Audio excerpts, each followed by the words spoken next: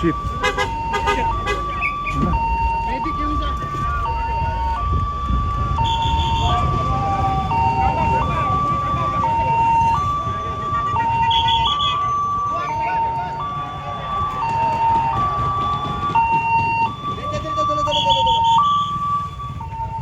Na kumusta ang ano, tung last stage and sa buong experience mo sa tour?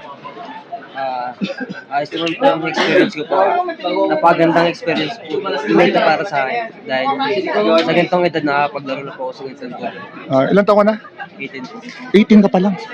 Sa Batangas daw, no? Batangas. Saka sa Batangas. Maraming Batangas po. Pa, batang-bata pa. Tung tour, nag-podium ka sa Stage 8. stage 8 sa Pawai. Kaway po pala. Tama po. Kakalito na tayo.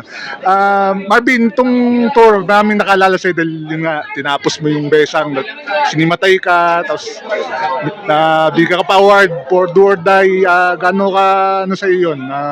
Na-recognize yung effort mo dun sa stage 10. Yun nga po. Sobrang saya ko po dahil na-recognize ako sa pinagpaguran ko ngayon.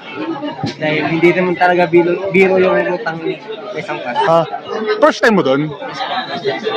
Gano'n siya kahirap compare sa itong Baguio, itong Daang Kalikasan, tapos yung mga ibang akyatan na ano mo?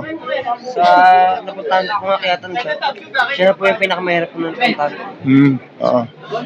Unang tour mo ba o naglaro ka na last year? Last year po hindi. Ngayon lang po sa So first time mo sa tour, so... Pero napaglaro po sa ibang tour. Thailand po. Okay, so marami ka pang ano, experience na Pero itong buong tour, gaano kalaking bagay ito sa confidence mo moving forward sa career mo?